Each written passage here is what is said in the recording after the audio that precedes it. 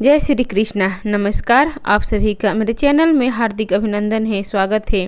आइए सुनते हैं वैशाख मास का महात्म अध्याय 9। इस अध्याय में भगवान विष्णु के स्वरूप का विवेचन, प्राण की श्रेष्ठता, जीवों के विभिन्न स्वभाव और कर्मों का कारण तथा भागवत धर्म।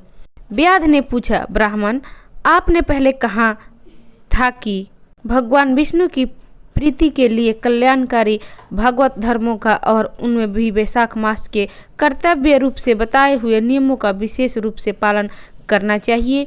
वे भगवान विष्णु कैसे हैं, उनका क्या लक्षण है, इनकी सत्ता में क्या परिणाम है तथा वे सर्वव्यापी भगवान किनके द्वारा जानने योग्य हैं। वैष्णव धर्म कैसे हैं और किसके भगवान श्री हरि प्रसन्न होते हैं।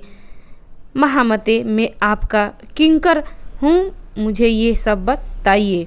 व्याध के इस प्रकार पूछने पर शंख ने रोग शोक से रहित संपूर्ण जगत के स्वामी भगवान नारायण को प्रणाम करके कहा, व्याध, भगवान विष्णु का स्वरूप कैसा है यह सुनो। भगवान समस्त शक्तियों के आश्रय, संपूर्ण गुणों के निधि तथा सबके ईश्वर बताते गए हैं। वे निगुण, निष्फल तथा अनंत हैं। सत्य, चित और आनंद यही उनका स्वरूप है। यह जो अखिल चराचर जगत है, अपने अधीश्वर और आश्रय के साथ नियत रूप से जिसके वश में स्थित है, जिससे इसकी उत्पत्ति, पालन, संहार, पुनरावृत्ति तथा नियमन आदि होते हैं। प्रकाश, बंधन और मोक्ष, इन सब की प्रवृत्ति जहाँ से होती है वही ब्रह्मा नाम से प्रसिद्ध भगवान विष्णु है।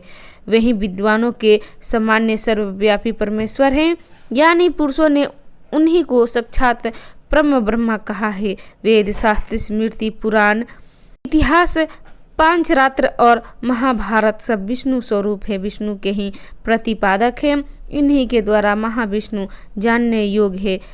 वैध सनातन देव भगवान नारायण का कोई इंद्रियों से प्रत्यक्ष, प्रमाण द्वार, अनुमान और तर्क से भी न जान सकता है। उन्हीं के दिव्य जन्म, कर्म तथा गुणों को अपनी बुद्धि के अनुसार जानकर उनके अधीन रहने वाले जीव समूह सदा मुक्त होते हैं। यह संपूर्ण जगत प्राण से उत्पन्न हुआ स्वरूप है, प्राण रूपी सूत्र में पिरोया हुआ है तथा प्राण से ही चेष्टा करता है। सबका आधारभूत यह सूत्रात्मा प्राण ही विष्णु है, ऐसा विद्वान पुरुष कहते हैं। ने कहा, व्याध, पूर्व काल में सनातन देव भगवान नारायण ब्रह्मा आदि देवताओं की सृष्टि करके कहा, देवताओं, मैं तुम्हारे सम्राट के पद पर ब्रह्मा जी की स्थापना करता हूँ। यही तुम सबके स्वामी हैं। अब तुम लोगों में जो सबसे अधिक शक्तिशाली हो उसे तुम स्वयं ही युवराज के पद पर प्रतिष्ठित करो। भगवान के इस प्रकार कहने पर इंद्र आदि सब देवता आपस में विवाद करते हुए कहने लगे, मैं युवराज होऊंगा, मैं होऊंगा। किसी ने सूर्य को श्रेष्ठ बताया और किसी ने इंद्र को, किसी ने दृष्टि में कामदेव की ही श्रेष्ठ हैं। कुछ लोग मौन ही खड़े रहे। आपस में कोई निर्णय होता न देखकर भगवान नारायण के पास पूछने के लिए गए और प्रणाम करके हाथ जोड़कर बोले, महाविष्णु, हम सब ने अच्छी तरह से विचार कर लिया है, किंतु हम सब श्रेष्ठ कौन है यह अभी तक किसी प्रकार निश्चय न कर सके। अब आप ही निर्णय कीजिए। तब भगवान विष्णु ने हंसते हुए कहा, इस विराट ब्रह्मांड रूपी शरीर से जिसके निकल जाने पर यह गिर जाएगा, वह जिसके प्रवेश करने पर वह पुनः खड़ा हो जाएगा, वही देवता सबसे श्रेष्ठ है। भगवान के ऐसा कहने पर सब देवताओं ने कहा, अच्छा ऐसा ही है। तब सबने पहले देवेश्वर जयंत विराट शरीर के पैर से बाहर निकले। उसके निकलने से ही उसके शरीर लोग पंगु कहने लगे, परंतु शरीर गिर न सका। यद्यपि वह चल नहीं पाता था तो सुनता, पीता, बोलता, सूंघता और देखता हुआ पूर्वत स्थिर रहा। तत्पश्चात गृहादेश से दक्ष प्रजापति निकलकर अलग हो गए। तब लोगों ने उसे नपुंसक कहा, किंतु उस समय भी वह शरीर गिर न सका। उसके बाद विराट शरीर के हाथ से सब देवताओं ने राजा इंद्र बाहर निकले। उस समय भी सरीपात नहीं हुआ। विराट पुरुष को सब लगने लगा हस्तहीन, लूला कहने लगे। इस प्रकार नेत्रों से सूर्य निकले। तब लोगों ने उसे अंधा और काना कहा। उस समय भी शरीर का पतन नहीं हुआ। तदंतर नासिका से अश्विनी कुमार निकले, किंतु शरीर नहीं गिर सका। केवल इतना ही कहे जाने लगा कि यह सूंघ नहीं सकता। कान से अधिष्ठात्री देवियाँ दिशाएं निकली। उस समय लोग उसे बधिर कहने लगे, परंतु उसकी मृत्यु नहीं हुई। तत्पश्चात जिह्वा के वरुण देव निकले। तब लोगों ने यही कहा कि यह पुरुष रस का अनुभव नहीं कर सकता, किंतु देहपात नहीं हुआ। तदंतर वाक्र इंद्रियों से उसके स्वामी अग्निदेव निकले। उस समय उसे गूंगा कहा गया, किंतु शरीर नहीं गिरा। फिर अनंत करण से बोध स्वरूप रुद्र देवता अलग हो गए। उस दशा में लोग ने उसे जड़ कहा, किंतु शरीर पात नहीं हुआ। सबसे अंत में उस शरीर से प्राण निकला। तब लोगों ने उसे मरा हुआ बताया। इससे देवताओं के में बड़ा विस्मय हुआ। वे बोले, हम लोग से भी इस शरीर में प्रवेश करके इस पूर्वतः उठा देगा, जीवित कर देगा, वही युवराज होगा। ऐसी प्रतिज्ञा करके सब क्रमशः उस शरीर में प्रवेश करने लगे। जयंत ने पैरों में प्रवेश किया, किंतु वह शरीर नहीं उठा। प्रजापति दक्ष ने गुहा इंद्रियों में प्रवेश किया, फिर भी शरीर नहीं उठा। इंद्र ने हाथ में, सूर्य से ने नेत्रों में, दिशाओं ने कान में, वरुण देव ने जिह्वा में, अश्विनी कुमार ने नासिका में, अग्नि ने वाक्य इंद्रिय में तथा रुद्र ने अंतकरण में प्रवेश किया, किंतु वह शरीर नहीं उठा। सबके अंत में प्राण ने प्रवेश किया, तब शरीर उठ खड़ा हो गया। सब देवताओं ने प्राण को ही सब देवताओं में श्रेष्ठ निश्चित किया। बल, ज्ञान, धैर्य, वैराग्य और जीवन शक्ति में प्राण को ही सर्वाधिक मानकर देवताओं ने उसी को युवराज पद पर अभिषिक्त किया। उस उत्कृष्ट स्थिति के कारण मनुष्य उकथ कहा गया। अतः समस्त चराचर जगत प्रणाम तक है। जगदीश्वर प्राण अपने पूर्ण एवं बलशाली अंशों द्वारा सर्वत्र परिपूर्ण। प्राण ही जगत का अस्तित्व नहीं है। प्राणहीन कोई भी वस्तु बुद्धि को नहीं प्राप्त होती। इस जगत में किसी भी प्राणहीन वस्तु की स्थिति नहीं है। इस कारण प्राण सब जीवों में श्रेष्ठ, सबका अंतरात्मा और सर्वाधिक बलशाली सिद्ध हुआ। इसलिए प्राणोपासक प्राण को ही सर्वश्रेष्ठ कहते हैं। प्राण सर्वदेवात्मक है, सब देवता प्रणाम है। वह भगवान वासुदेव का अनुगामी तथा सदा उन्हीं में स्थित है। मनीषी पुरुष प्राण को महाविष्णु बल बतलाते हैं और महाविष्णु के महात्म और लक्षण को इस प्रकार जानकर मनुष्य प्रबंधन का अनुसरण करने वाले अज्ञानमय लिंग को उसी प्रकार त्याग देता है, जैसे सर्प पुरानी केचुए को लिंग देह त्याग करके वह परम पुरुष अनाम्याम को भगवान नारायण को का प्राप्त होता है। शंख मुनि की कही हुई यह बात सुनकर व्याध ने पुनः पूछा, ब्राह्मण, यह प्राण जब इतना महान, प्रभावशाली और इस संपूर्ण जगत का गुरु एवं ईश्वर है, तब लोक में इसकी महिमा क्यों नहीं प्रसिद्ध है?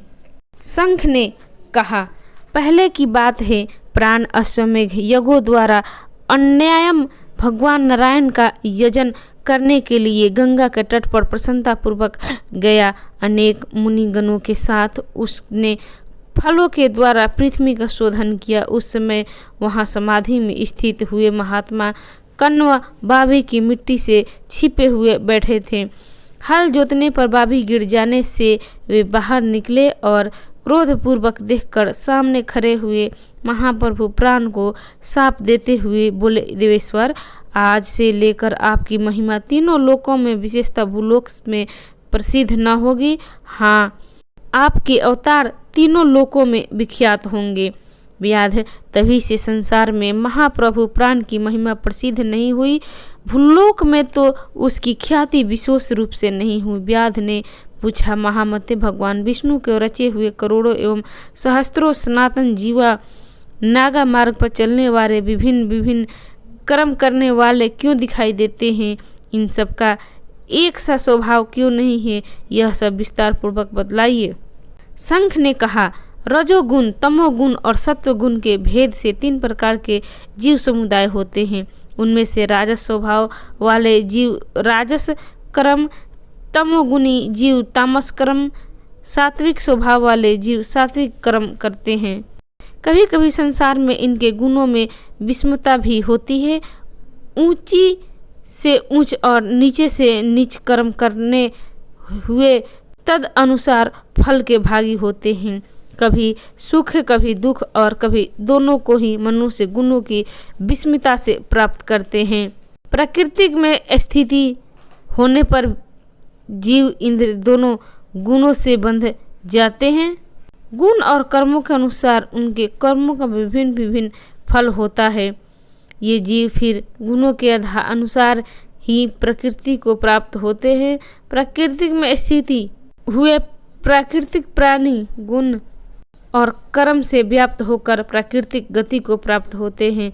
तमोगुणी जीव तामसी वृत्ति से ही जीवन निर्वाह करते हैं और सदा क्रूर होते हैं और लोक में सदा द्वेष से ही उनका जीवन चलता है। राक्षस और पिशाच आदि तमोगुणी जीव हैं जो तामसी गति को प्राप्त होते हैं। राजसी लोगों की बुद्धि मिश्रित होती है, वे पुण्य तथा पाप दोनों करते हैं। पुण्य से स्वर्ग पाते हैं और पाप से यातना भोगते हैं। इसी कारण से मंद भाग्य पुरुष बार बार इस संसार में आते जाते रहते हैं।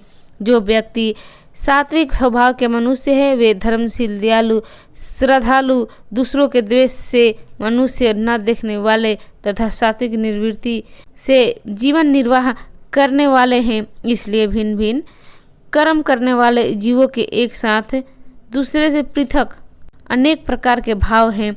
उनके गुण और कर्म के अनुसार महाप्रभु विष्णु अपने स्वरूप की प्राप्ति कराने के लिए उनके कर्मों का अनजान अनुष्ठान करवाते हैं।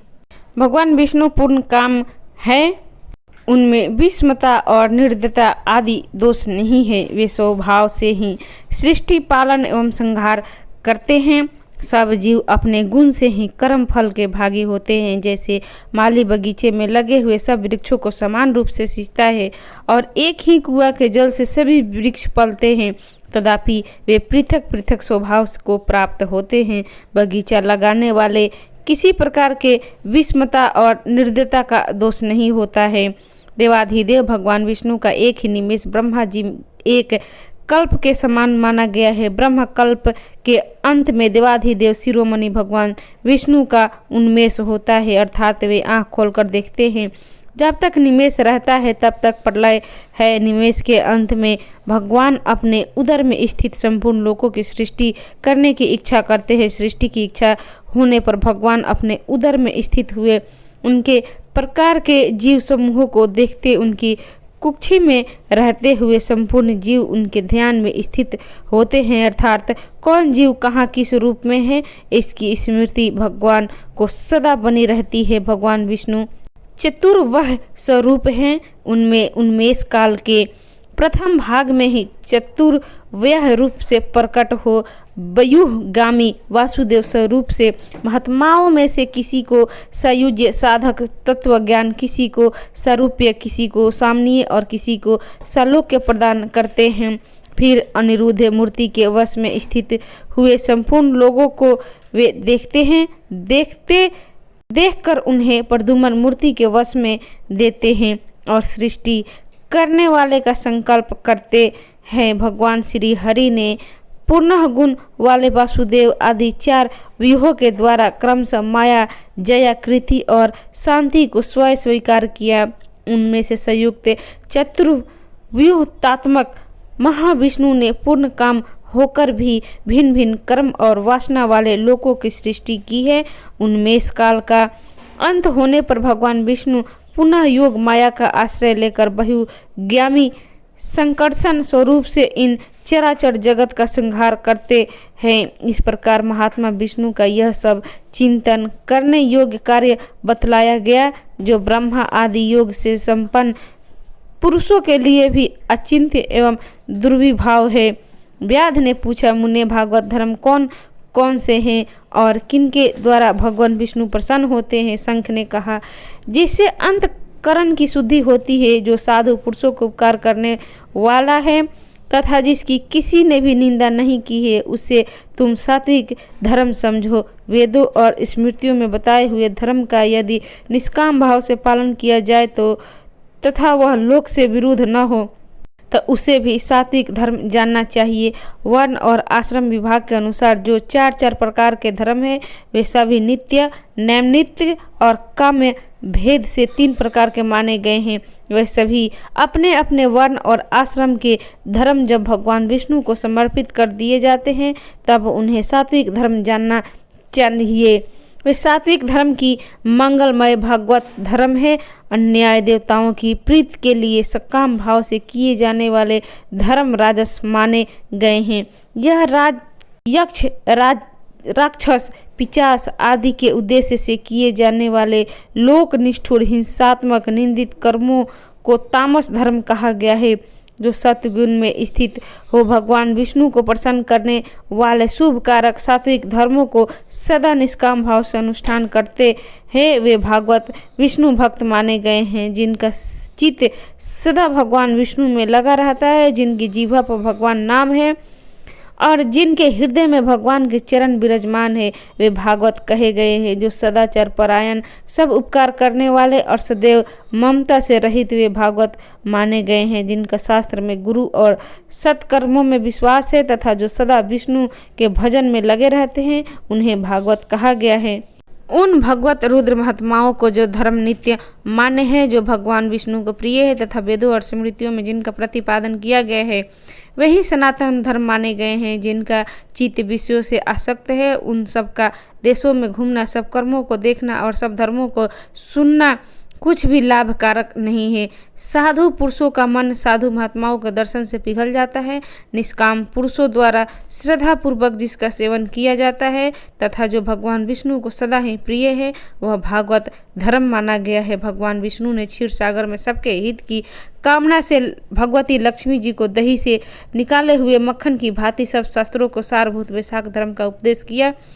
जो दभ रहित होकर वैशाख मास के व्रत का अनुष्ठान करता है, सब पापों से रहित सूर्य मंडल को भेद कर भगवान विष्णु को योगी दुर्लभ परम धाम में जाता है। इस प्रकार द्विजरेख संघ के द्वारा भगवान विष्णु के प्रिय वैशाख मासों के धर्म का वर्णन होते समय वह 5 शाखाओं वाला वट वृक्ष तुरंत ही भूमि पर गिरा।